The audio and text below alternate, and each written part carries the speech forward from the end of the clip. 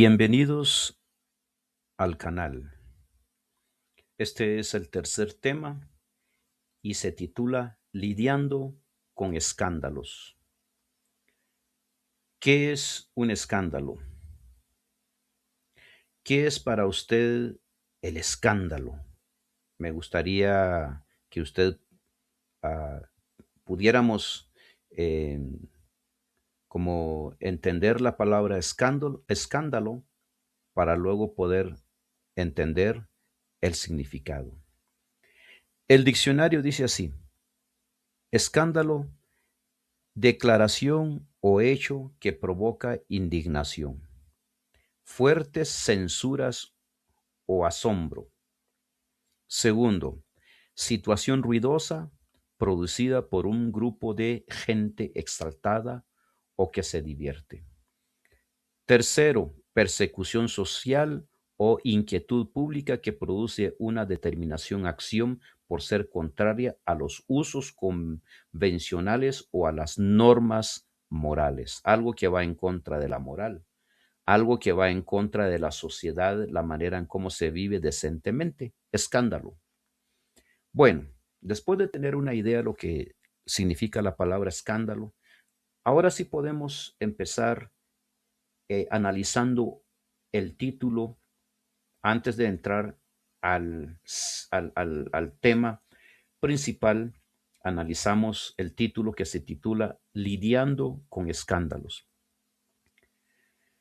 Amigos, lidiar con un escándalo depende mucho de un contexto, depende mucho de la situación, si se trata de religión, si se trata de la vida cristiana, si se trata del trabajo, se trata de un matrimonio, se trata de la relación entre hijo y papá, etcétera. El escándalo puede ser hasta de un político, de cualquier cosa. Pero hay algunos principios que suelen ayudar. Primero, evalúa los hechos. Distingue entre rumores, información confirmada y malentendidos. Hay que evaluar los hechos. Claro, no somos capaces de hacer eso. Cuando entramos en un escándalo no andamos evaluando la situación, si de verdad esta persona, este hermano, este pastor o este político, en verdad lo que le están acusando, el escándalo es verdad o no. Mantener la calma. Evita responder impulsivamente, especialmente en redes sociales. Consejos. Tercero, se transparenta o sé transparente cuando corresponda. Si hubo un error, pues ni modo, ya lo hizo, ya cometió. Reconocerlo y asumir responsabilidades suele generar más confianza que negarlo sin fundamento. ¿Qué le parece? ¿Qué le parece mejor si nosotros aceptamos que el escándalo fue una realidad, pedimos disculpa, perdón y ya, y seguir adelante, en vez de negar, porque al negarlo siguen los problemas? Corregir la información falsa. Si hay afirmaciones incorrectas, desmiéntelas con hechos y pruebas de forma respetuosa. Quinto, protege tu bienestar. Busca apoyo en personas de confianza y limita la exposición a comentarios que no aporten beneficio. El último, sexto, enfócate en las acciones futuras, más allá de las explicaciones, más allá de ser honesto, más allá de desmentir o aceptar, demostrar cambios o coherencia con tus acciones suele ser lo más convincente. Ese es el título, que se titula Lidiando con escándalos. Lidiando con escándalos. Ahora vamos a entrar en algunas lecturas. Tratar temas relacionados con la sexualidad siempre es difícil. Lo fue para Pablo y lo es para nosotros. En estas situaciones debemos ser fieles a las Escrituras, abordar el tema con oración y amor, y nunca debemos olvidar que nuestro objetivo es la restauración. En 1 Corintios 5, 1 al 13 no lo voy a leer porque son 13 versículos, demasiado, nomás vamos a leer unos versículos que dice así. 1 Corintios 5, 1. De cierto se oye que hay entre vosotros fornicación, y tal fornicación cual ni aun se nombra entre los gentiles, tanto que alguno tiene la mujer de su padre, y vosotros estáis envanecidos. ¿No debierais más bien haberlos lamentado para que fuese quitado de en medio de vosotros el que cometió tal acción? Ciertamente yo, como ausente en cuerpo, pero presente en espíritu, ya como presente he juzgado al que tal cosa ha hecho. El último versículo, el 4, dice así: en el nombre de nuestro Señor Jesucristo, reunidos vosotros y mi espíritu, con el poder de nuestro Señor Jesucristo, el tal sea entregado a Satanás para destrucción de la carne, a fin de que el espíritu sea salvo en el día del Señor Jesús. Amén.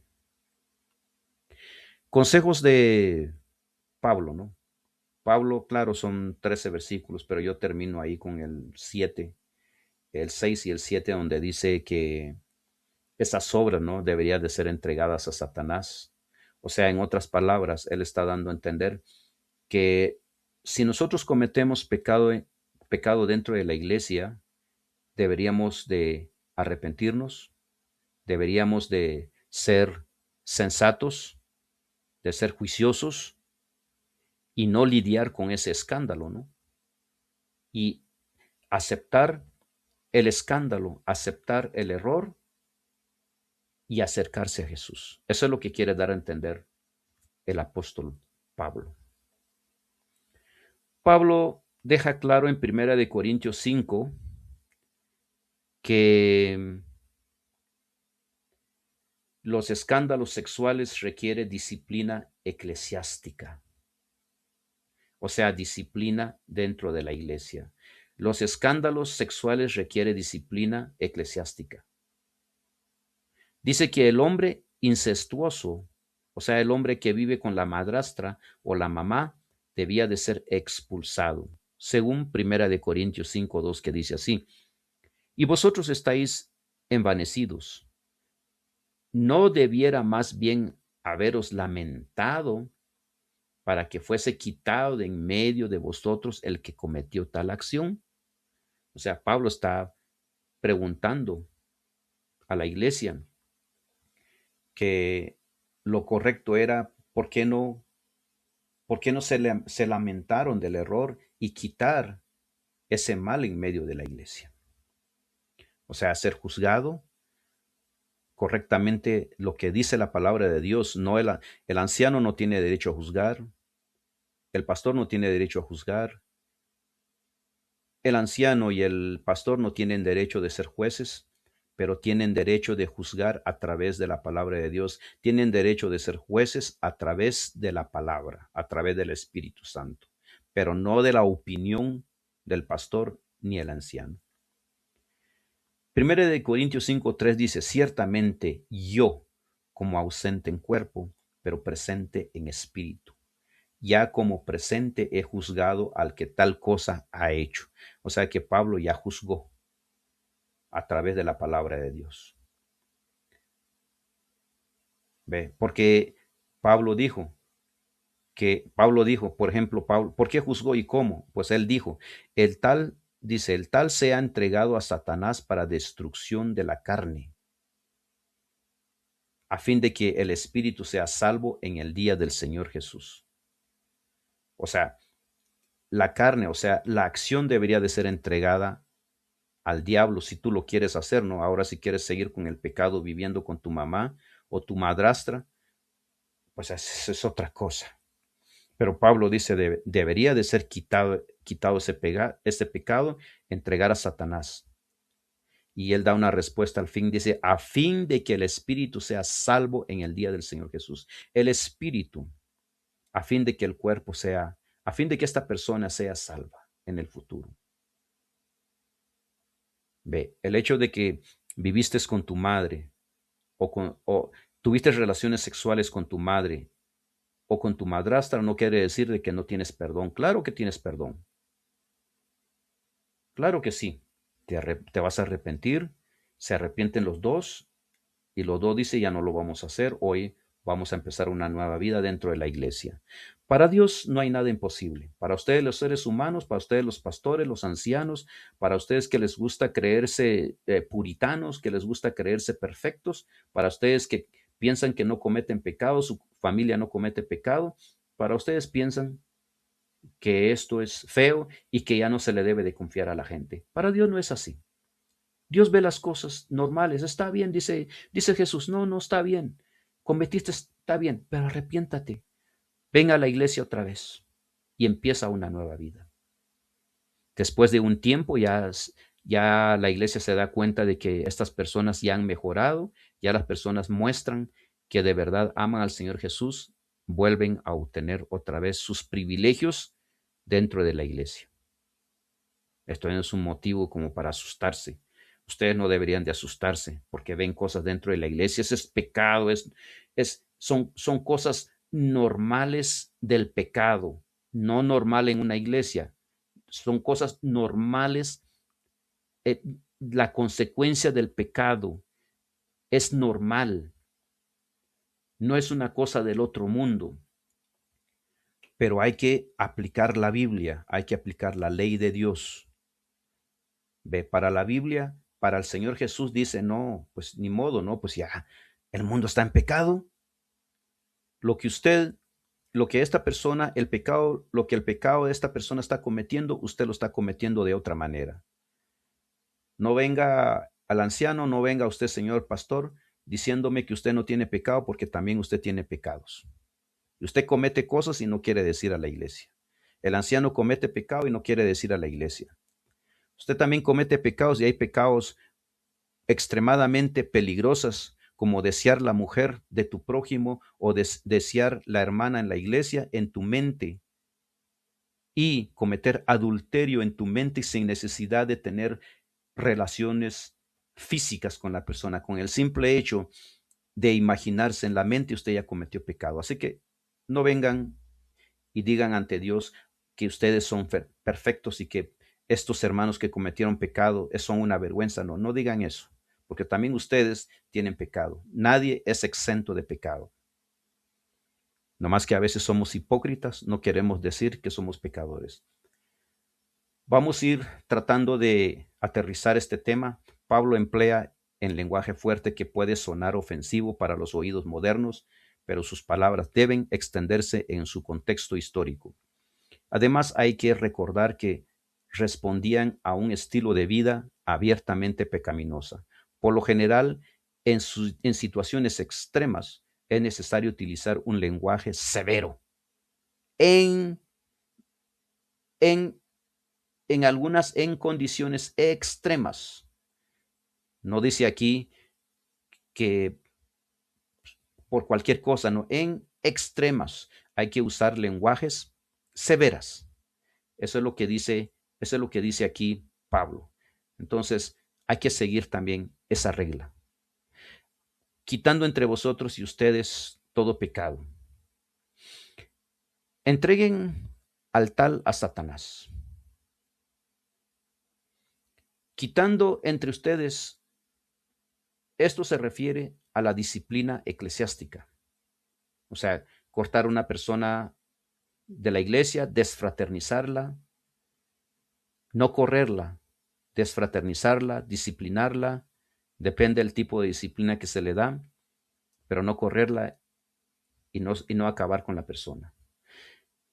Esto es lo que dice Pablo: entreguen al tal a Satanás, debido a que ese hombre no eligió estar bajo la protección de Dios, viviendo en obediencia a él. Se había hecho vulnerable a Satanás. Por lo tanto, esta expresión puede significar simplemente algo así como: permitan que coseche el fruto de sus decisiones. No se asocien, ni aún coman con esta persona.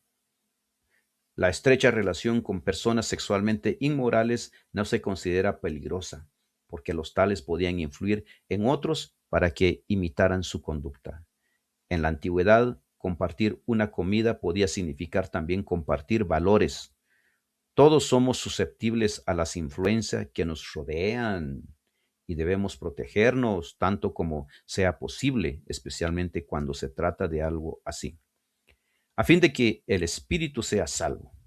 Primera de Corintios 5:5. La disciplina eclesiástica tiene un carácter rehabilitador y no destruidor, no destruir a la persona que cometió pecado. Su objetivo es hacer que los pecadores recobren el sentido común y abandonen su estilo de vida pecaminosa, dejar su error por un lado y regresar. No seamos puritanos, no seamos juzgadores, dejemos que la palabra de Dios juzgue.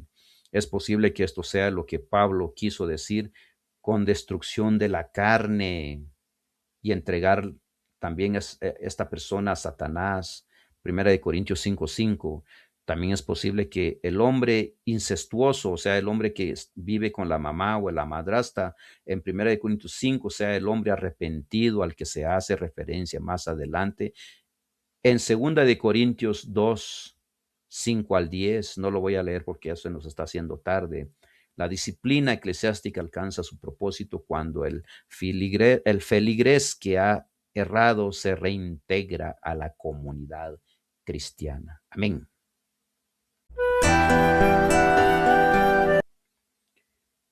Ahora vamos a empezar con el siguiente tema. Y el siguiente tema es para el martes 21, protegiendo la identidad de la iglesia. A ver, ¿qué entendemos nosotros por protegiendo la identidad de la iglesia? ¿Qué entiende usted? Porque también hay que entender el título para luego entender lo que vamos a hablar. Si no entendemos una palabra, entonces, ¿cómo vamos a entender? Vamos a empezar. Si nos referimos a proteger la identidad de una persona, de un presidente, de una iglesia, de la institución, etcétera, o el testimonio de una iglesia cuando enfrenta un escándalo o una situación difícil, un enfoque equilibrado puede incluir lo siguiente: protegiendo la identidad de la iglesia, priorizar la verdad, protegiendo la identidad de la iglesia. Empezamos. Priorizar la verdad, evitar ocultar hechos o difundir información incorrecta. La transparencia dentro de los límites apropiados ayuda a preservar la credibilidad. Segundo, actuar con integridad. Si hubo una falta, abordarla de manera responsable, siguiendo los procedimientos establecidos y las leyes aplicables. Acuérdense que estamos hablando sobre el título: protegiendo la identidad de la iglesia. Ese es el título. Tercero, cuidar a las personas afectadas, dar prioridad al bienestar de quienes hayan sufrido algún daño, ofreciéndoles apoyo y escuchando sus preocupaciones. Cuarto, comunicar con claridad, designar voceros y adecuados y transmitir información precisa, evitando rumores o especulaciones.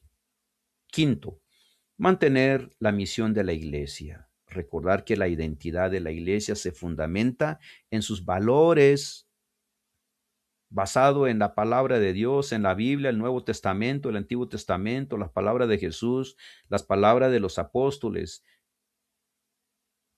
no en la perfección de sus miembros o líderes, no en la perfección del anciano, no en la perfección del pastor. 6. Promover la rendición de cuentas, implementar medidas para prevenir que situaciones similares se repitan y fortalecer la confianza de la congregación. Bueno, proteger la identidad de una iglesia no significa incurrir errores, sino responder a ellos con honestidad, justicia, compasión, responsabilidad, bajo la lupa de la Biblia, bajo la lupa del Nuevo Testamento, el Antiguo Testamento, bajo la lupa del Espíritu Santo, bajo la oración. Un cuidado extremo para no cometer errores humanos. Esto puede fortalecer su testimonio a largo plazo. Ahora vamos a entrar a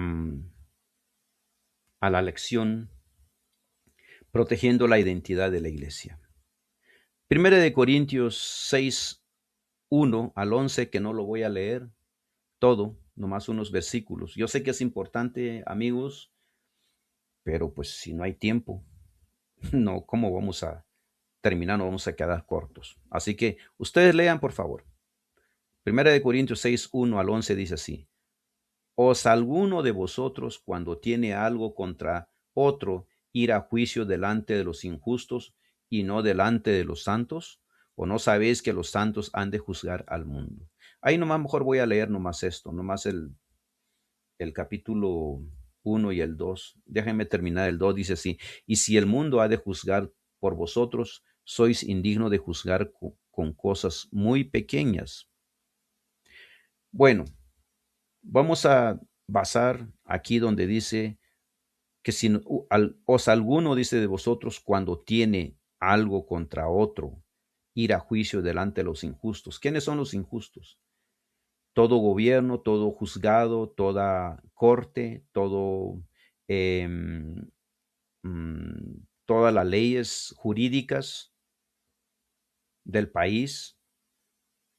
Pablo recomienda no ir ante los gobiernos, instituciones de gobiernos para resolver un problema, sino primeramente ir con los miembros de la iglesia. Primeramente se arregla dentro de la iglesia.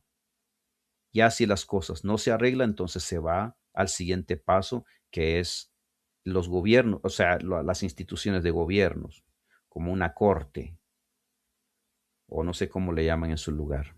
Eso es lo que recomienda. Pablo continúa su discusión acerca de cómo cristianos deben abordar los problemas que involucran a personas de la iglesia. ¿Qué está tratando de enseñar Pablo a los corintios y a nosotros? Porque este mensaje era para los corintios, pero también para nosotros. La palabra griega pragma, traducida como algo en 1 de Corintios 6:1, que dice así: ¿os alguno de vosotros, cuando tiene algo contra otro, ir a juicio delante de los injustos? Recuerden que injusto significa las instituciones de gobierno, porque pues ellos no actúan de acuerdo bajo el Espíritu Santo, bajo el Señor Jesús, bajo la Biblia. Ellos actúan bajo la ley, punto. La filosofía, la ley, punto. Ahí se acabó. Bueno, es un término genérico que aquí se refiere a un asunto legal. Es importante recordar que 1 de Corintios 6, 1 al 11 no se refiere a un caso penal. La autoridad de los tribunales civiles para los asuntos penales es afirmado en Romanos 13, 1 al 5, en donde dice así, nomás le voy a leer un versículo: sométase toda persona a las autoridades superiores, porque no hay autoridad sino de parte de Dios, y las que hay por Dios han sido establecidas. No voy a leer el resto. Pablo aborda un caso de litigio después de tratar una situación de inmoralidad sexual, tal como lo hizo Moisés en Deuteronomios 22 al 24.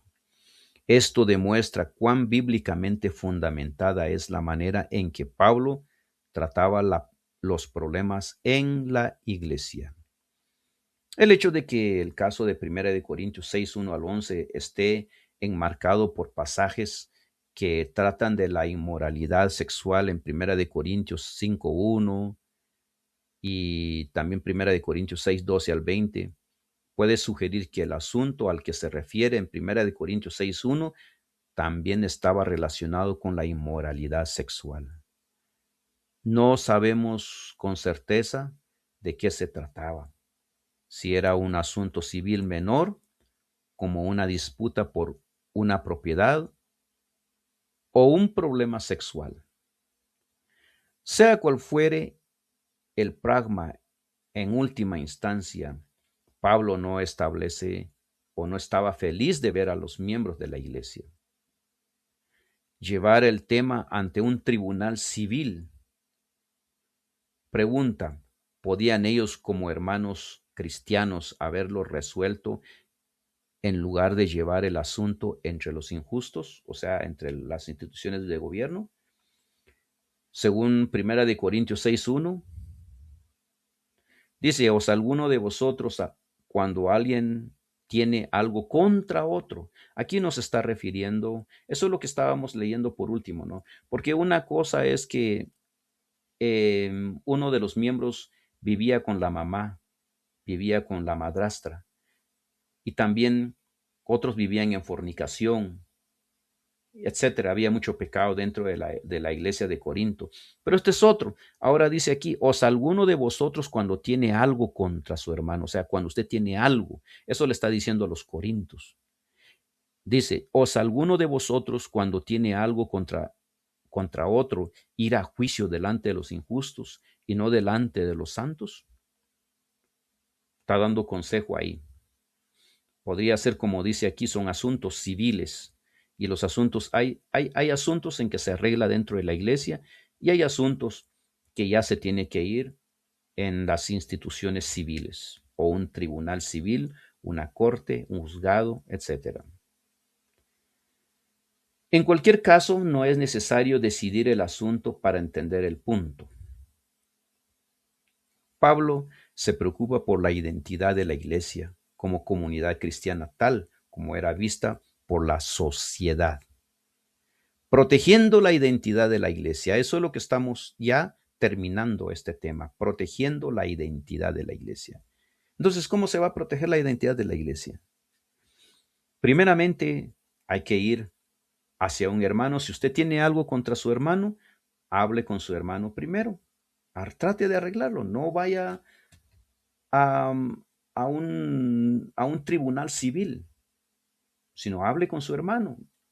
Ya si no se compone, entonces tome el siguiente paso.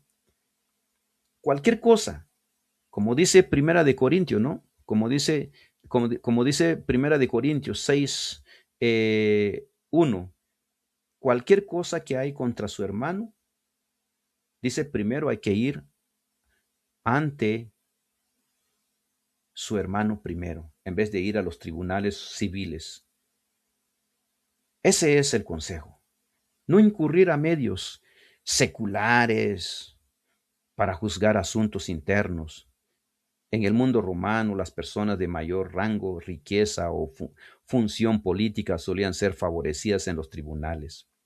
Por lo contrario, los cristianos deben de juzgar como lo haría Cristo, distinguirse de los estándares seculares, protegiendo la identidad de la iglesia. Exactamente. Cuídense mucho. Espero que hayan entendido y si no, oran al Espíritu Santo, porque si no entienden, tienen algún problema.